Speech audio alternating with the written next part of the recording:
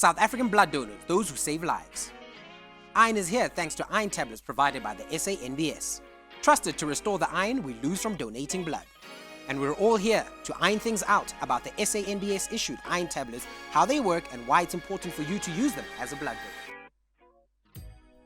Welcome back to it. This is the final installment in our series where we're ironing things out. That's the hashtag right here on the iron table with the iron men and iron women of South Africa. Strike your pose.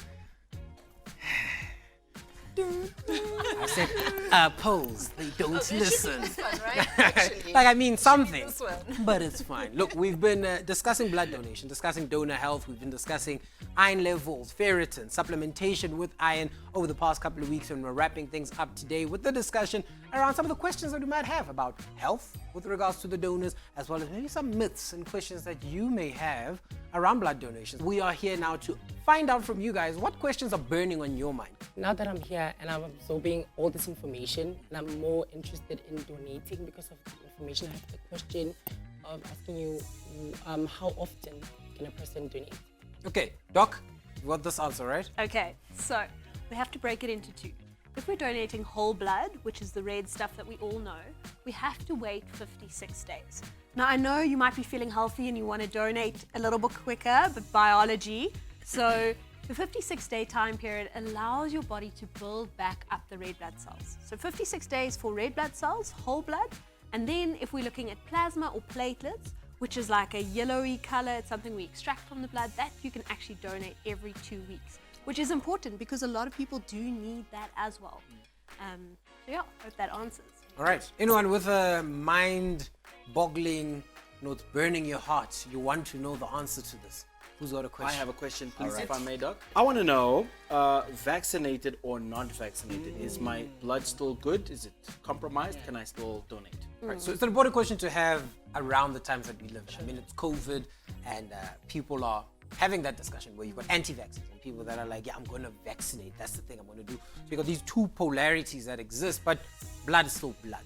And the SANBS does accept vaccinated blood and, of course, as usual, unvaccinated blood, because there are many vaccines that people have taken before when you were a kid and so on and so forth. So your blood is safe in our hands. Just bring it. We'll take it, vaccine or not. Yes, ma'am. I think just to follow on from what Proverbs asked, I mean, I know at some point there was a lot of discussion around whether homosexuals could donate blood, right? So where's the SANBS on that right now? Good. Dr. Van Heerden.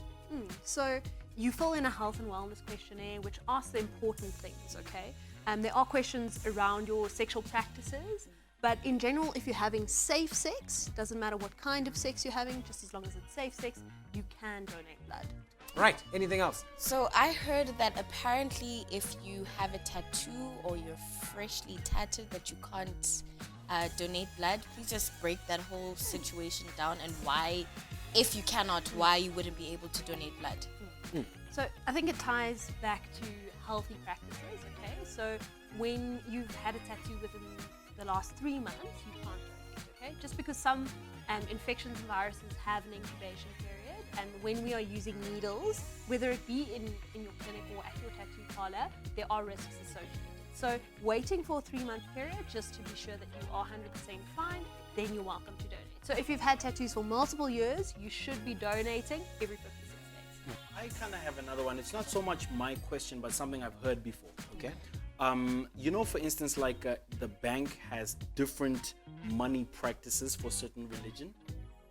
Okay. In the sort of blood donating space, right? If I'm of a particular religion, and you know, especially from a receiving end, maybe more specifically, is there kind of practices, you know, in the space, or as soon as it's donated, it's all kind of thrown into one, as long as it matches and it's all the same? Doc? Okay, so in terms of religious beliefs and in receiving blood, if you need blood, it will be by consent.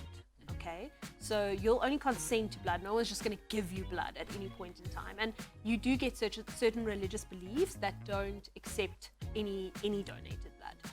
If there are special criteria where they only allow blood to be donated from a family member or anything like that, it can be organized with the blood bank. So, you know, it's a respectful process from beginning to end, starting at that health questionnaire, until where the patient receives the blood, it's of the highest quality and you respect it the entire way. I have one last question. Okay. Which it's weirdly we didn't touch on this. And it's not so much around the blood donation itself, but around the iron tablets, right? Okay. Are they free of charge? Right, so at SANBS, the ones that will be Like, we're not talking provided price, yes, by the ones SANBS provided will by be the given SANBS. to you. Yes. Oh, They'll be okay. given to you. You will put them in your pocket or your bag and you go go home, home. and no one's going to ask you a lot of Love questions. that. But if you're getting iron supplementation from a service provider outside of the SANBS, you may pay a small nominal fee. Okay, I think there's something really important that we do have to discuss, Okay. and that is, why do we pay for blood? Interesting, right? So I think that's a very popular question that Yeah. people, will send out saying, yeah, I got to the hospital and I was there because I was giving birth to my child and I was charged for the blood I received, but I donate blood and no one pays me. It's an important one to ask because people always ask these questions. An important thing is your blood is sold, yes, because this is a product that has a lot of workings that goes into it. So when you think about just a blood donation site, there are people that work. So these are people that need to be paid salaries to actually show up every day. The beds, the machines, the actual lab equipment, which costs millions, I promise you, that has to be bought and maintained, the blood itself and the tests that must be done on the blood, the vans that pick up the blood being driven to a place. So all these things are costs that come into why people have to pay for blood and why it can't be free. So I mean, when you're operating like SANBS, you're not operating to go out and make a full-on profit so your CEO can get a bonus at the end of the year. That's not the gist of it. What you're wanting to do is you want to make sure that you're covering the basic expenses and that the products are still pushed out and more people are getting the service that you actually need. So that's why it's so important. Yeah. I also have a question. What exactly is the percentage of people donating blood in our country? Because we obviously have an issue of blood shortage. So I really want to know the percentage. I really want to know the percentage. Right, so the percentage is a dismal 1% of the population. So if you think South Africa's got maybe about 55 million, 60 million people, when you break that down, that's about 500,000 people that donate blood in the country. Of course, it sounds like a lot when you're like 500,000, but when you think of the population that gets served and the type of incidents and reasons why blood is needed, I mean, childbirth and chronic conditions and cancers and, I mean, trauma and accidents that we have in our country where people would need blood, it obviously becomes problematic when you're like, if all these people are donating half a liter of blood and they only go once every 6 months, let's say we're not, 56 daying it, that's not a lot of blood that we have. That's why there's such a big call of action to say, go out, come out, donate blood. So, I mean, we really want to get that number up from that 500,000 to 1 million to 2 million and so on. Question. How long can blood be kept for? How long can blood be kept for? It's interesting. Look, I think the lifespan, so here's how it works. When you get the blood, they put preservatives into it. So there's, I think, the citrate that they put into it to make sure that it doesn't clot. And then they put other preservatives to make the blood last long. As to whether it can be 3 years or 5 years, I don't think that's the lifespan that you can get, because even in the preserved state, there is a bit of breakdown that will happen over time. So that storage state isn't very long. That's why there's such a turnover, but we live in South Africa, so the turnover I was of about blood to say, becomes we so really high. do have a Yeah. shortage. And I mean, I remember going to med school and being really shocked by the amount of blood we use in the hospital. And I think if you can understand that, you just be willing to really go and help someone by donating your blood. Absolutely. Well, I haven't yet donated blood, but I think taking away from all the conversations that we have, I feel as if, more so than ever, I have to go out and donate, especially after finding out that only 1% of the population donates blood. So you have my pledge. That's it. I'll hold you. Also me.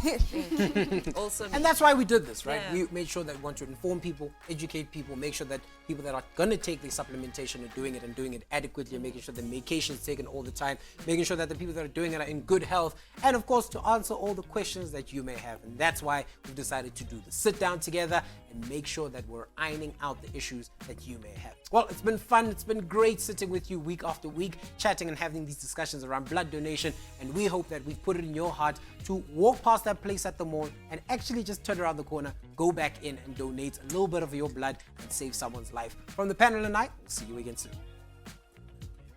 Yeah. We hope we've answered your questions about blood donation. Otherwise, ask away in the comments section. Till next time, donate to save lives and iron things out with our iron tablets to restore the iron lost from donating blood. For more information, visit www.sanbs.org.za.